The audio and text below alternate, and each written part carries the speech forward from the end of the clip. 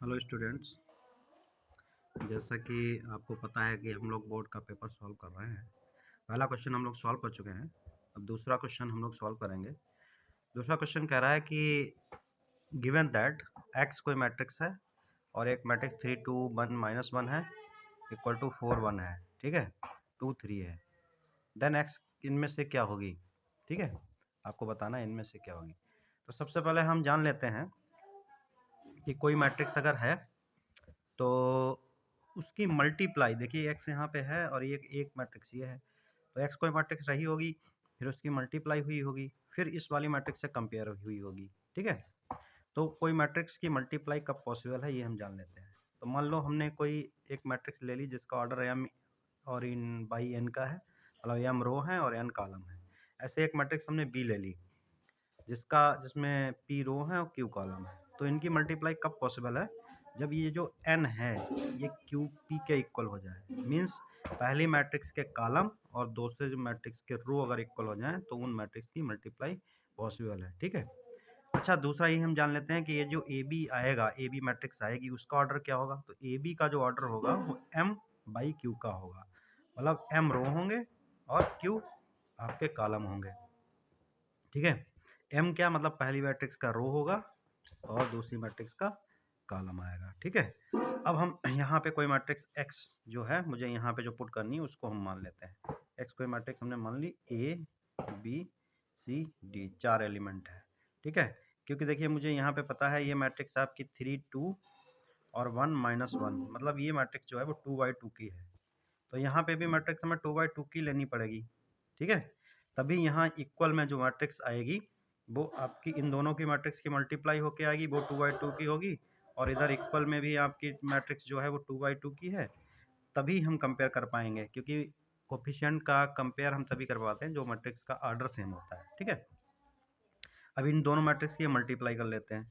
तो देखिए मल्टीप्लाई हम करेंगे, एक ही मल्टीप्लाई इस रो की इस कॉलम से मल्टीप्लाई होगी, तो क्या हो जाएगा 3a प्लस बी, ठीक है। फिर इसी रो की इस वाले कॉलम से होगी तो कितना हो जाएगा 2a माइनस बी, ठीक है। फिर हम रो बदल लेंगे, इस कॉलम से करेंगे तो कितना हो जाएगा 3c प्लस डी हो जाएगा, और यहाँ करेंगे तो कितना हो जाएगा 2c माइनस डी हो जाएगा, ठीक है। ये हमने मल्टीप्लाई कर ली इन दोनों की, मतलब ए बी आ गया मेरे पास। ये क्या आ गया, ये ए बी मैट्रिक्स आपकी आ गई, ठीक है। ए बी मैट्रिक्स क्या है 4, और इक्वल में उसके मैट्रिक्स दे रखी 4 1 2 3 दे रखी है, ठीक है, 4 1 2 3 दे रखी है। अब हम कंपेयर करेंगे तो आप देखिए ये इसका करस्पॉन्डिंग एलिमेंट और इस मैट्रिक्स का करस्पॉन्डिंग एलिमेंट की कंपेयर हो जाएगी, माने 3a plus b equal to 4 हो जाएगा। फिर हम दूसरे मैट्रिक्स की कंपेयर कर लेंगे, 2a minus B equal to 1 हो जाएगा, ठीक है।